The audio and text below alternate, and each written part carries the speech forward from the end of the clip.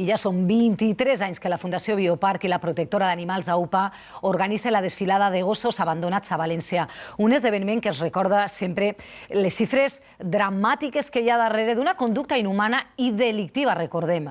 Més de 500 gossos són abandonats cada dia en tot l'Estat. Li diuen Lolo, ja fa 10 anys que viu en captivitat. Atemorit sempre que veu la vida que hi ha fora de la gàbia. Chicho té 1 any i formava part d'una camada no desitjada que va ser abandonada. Els seus germans ja han sigut adoptats. En ser tan gran espanta, però és noble i carinyós. I este és el minut que pot canviar-los la vida. És el moment de demostrar que mereixen també una família, la calor d'una llar, una vida diferent.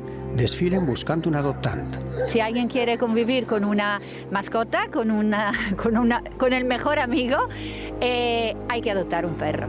Vale la pena, que hay muchos perros y necesitan cariño. Són 27 els gossos que AUPA alberga al seu refugi on reben atenció psicològica, aliment i atenció sanitària. Tots gossos abandonats amb un passat traumàtic i en són molts més. Les xifres són horroroses, estem parlant de l'últim informe, són 170.000 gossos els que han arreplegat les protectores, és a dir, evidentment n'hi haurien molts més. Això es donaria una mitjana de 500 gossos al dia abandonats en Espanya. Ja són 23 edicions que ens recorden que un animal no és un regal.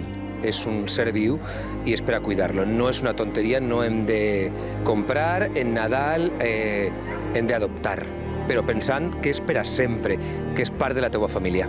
Un propietari responsable i carinyós pot canviar la vida d'un d'estos animals i, de segur, ells sabran agrair-ho amb lleialtat i molta companyia.